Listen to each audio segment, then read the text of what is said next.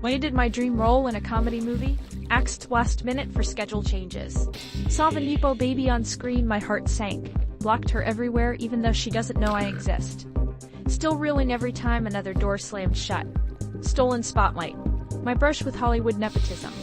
My name is Jake, and at 28 I'm still clinging to the relentless dream of making it as an actor in Los Angeles. It's a city that swallows dreams as quickly as it births them.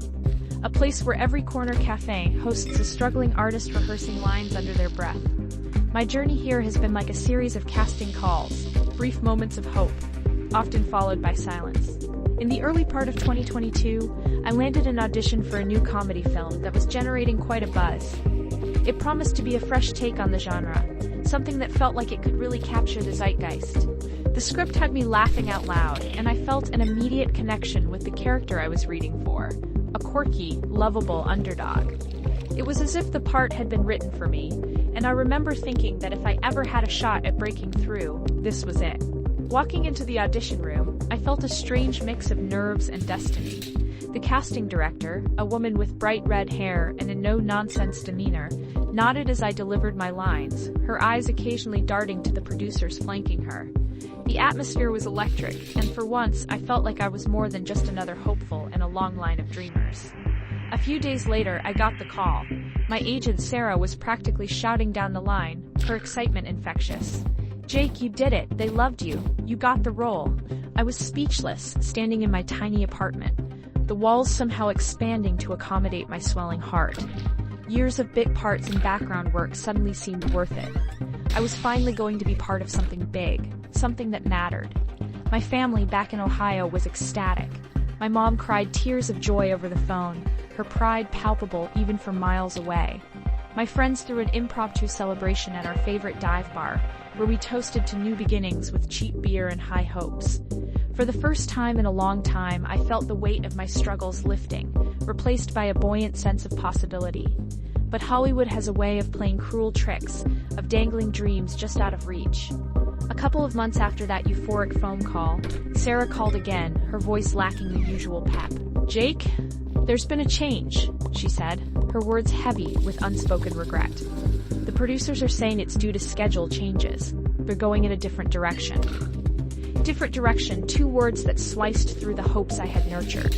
My mind raced, replaying every moment of the audition, every line I had delivered, searching for something I might have done wrong. But the truth was, I was just collateral damage in a game I barely understood. I was being replaced, and there was nothing I could do about it. The days that followed were a blur of confusion and disappointment.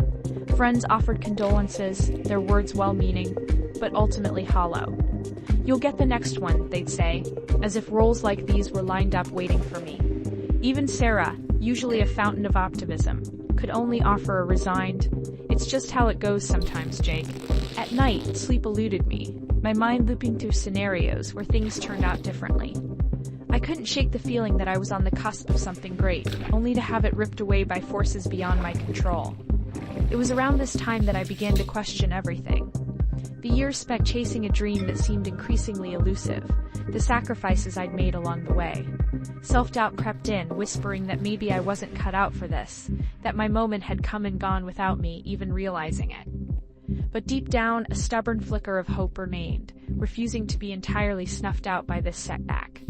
In those early months of 2022, I learned that in Hollywood, no role is truly yours until you're sitting in the theater, watching your name scroll up the screen.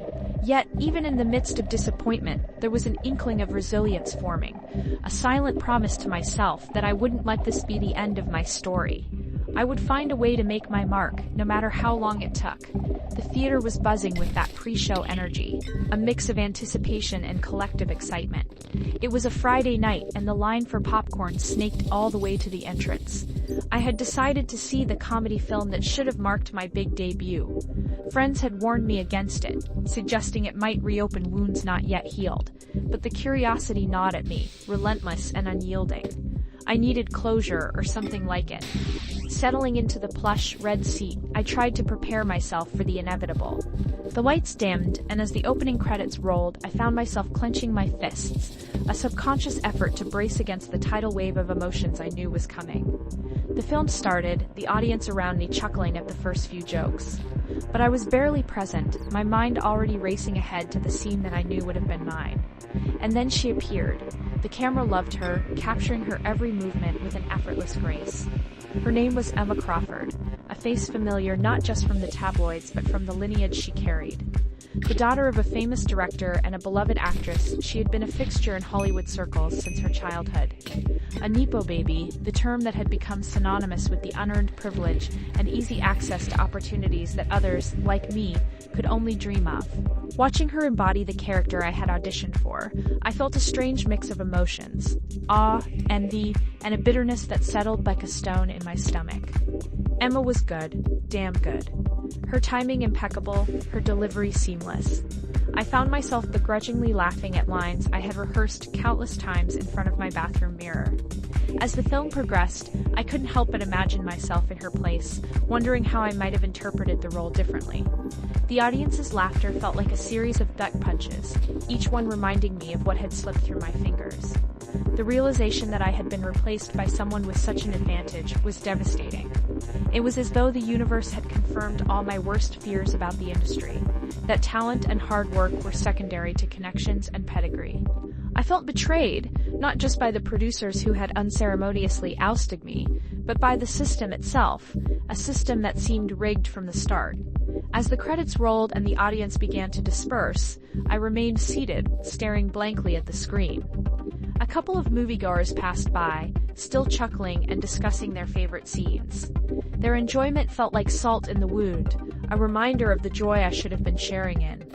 The realization that my role had been stolen, not by chance, but by design, left me with a hollow ache, a sense of helplessness that was all too familiar. I left the theater in a daze, the cool night air doing little to clear the fog of disillusionment that had settled over me. The world felt different, somehow harsher and more unforgiving. I replayed the scenes in my mind, unable to shake the thought that I had been so close, only to have it snatched away by someone who had never had to fight for a spot in the room. Back at my apartment, I found myself staring at the ceiling, sleep a distant possibility as I grappled with the truth of what I'd seen. I thought of Emma, of her effortless charm, and the ease with which she navigated a world that I had only glimpsed from the outside. I wanted to hate her, to blame her for my misfortune, but a part of me couldn't help but admire her skill. It was this internal conflict that gnawed at me, the understanding that talent and nepotism weren't mutually exclusive, and that both could coexist in the same person. The revelation forced me to confront the realities of the industry I had chosen to pursue. It was a world filled with contradictions, where merit and privilege danced an uneasy waltz, each trying to outstep the other. I had to accept that my path would be different, perhaps more arduous, but no less valid. The bitterness would linger, I knew, but it could not define me. In the days that followed, I found myself avoiding social media, the endless stream of curated happiness too much to bear. I blocked Emma on every platform I could think of, a futile attempt to shield myself from the reminder of what could have been. It was a small act of self-preservation, a way to create distance from the pain of what felt like a personal injustice. Yet, amidst the turmoil, there was a flicker of resolve. The industry might be unfair, but it was also where my passion lay. The loss of the role was not the end, but a harsh lesson in resilience, and the reality of the pursuit I had chosen. I could either let it break me, or use it as fuel to propel myself forward. And so, with a mix of determination and uncertainty, I chose the latter, knowing that the spotlight, elusive as it was, still beckoned. Blocking Emma Crawford on every social media platform was a knee-jerk reaction, a digital exorcism of sorts. I told myself it was about self-preservation, about keeping my sanity intact, in an industry that often felt like it thrived on chaos. But deep down, I knew it was more about my inability to face her virtual presence. Every time her name popped up on my feed, it felt like salt in a wound that refused to heal. In the days and weeks following the premiere of the film, my emotions swung like a pendulum. Some mornings, I woke up with renewed determination, ready to attack the day and the next audition with fervor. Other days, the shadows of doubt and resentment loomed large, making even the simplest tasks feel monumental. It was during one of these darker spells that I received a call from Sarah about a new opportunity. "This one's perfect for you, Jake," she said, her voice a beacon of hope. "It's a supporting role in a drama series. The character's got depth, Lots of layers. I really think you could bring something special to it. The audition went smoothly. I walked out of the casting office feeling like I'd left a piece of myself on the floor, vulnerable but alive. As I waited for the call that could potentially change everything, I tried to channel my energy into positive thoughts and preparation. But the film Emma and what felt like a betrayal were never far from my mind. A week later, the call came. We loved him, but another name, another actor with a more recognizable face, attached to the project. With each rejection, it felt like the industry was taunting me, daring me to see how much I could take before I cracked. I sat on my couch, staring blankly at my phone, the weight of the news pressing down on me. I realized then that it wasn't just about Emma or the lost role. It was about every role I'd lost, every almost that had slipped through my fingers. The bitterness I felt wasn't just directed at her, but at an industry that valued legacy over raw talent, connections over grit. But amidst the frustration, there was a lesson, a clarity that began to emerge. I had chosen this path knowing full well the odds were stacked against me. I had jumped into the fray, hoping to beat those odds with hard work and passion. Maybe I was naive to think that was enough. Or maybe I needed to redefine what success looked like for me. I had to remind myself of the moments that made all the struggle worth it. The thrill of being on set, the camaraderie with fellow actors, the electric connection with an audience. Those were the reasons I couldn't walk away, no matter how many times the industry tried to push me out. I decided to reach out to a few friends who had been in the business longer than I had, hoping to glean some wisdom from their experiences. Over coffee, one of them, a seasoned character actor named Tom, shared his own story of near misses and disappointments. "Jake, I've been where you are," Tom said, his voice steady and reassuring. "This industry is brutal. It takes and sometimes gives back in the most unexpected ways. You've got to find your own corner in it, carve out your space. Sometimes that means redefining what success means to you." His words resonated deeply. Maybe I wasn't the next Hollywood sensation, but that didn't mean I couldn't find fulfillment in the work itself, in the craft I loved so much. I realized I needed to let go of the bitterness, to stop measuring my worth against others, especially those who had access to a different playing field altogether. In the following weeks, I threw myself into acting classes, community theater projects, and anything that would keep me connected to my passion. I started writing, crafting stories and characters that spoke to my experiences. It was cathartic, a way to reclaim some control over my narrative. Emma Crawford and her ilk would always exist, but they didn't define my journey. I couldn't change the industry's reliance on nepotism, but I could change how I reacted to it. I could choose to focus on what I could control: my craft, my resilience, my ability to keep getting up every time I was knocked down.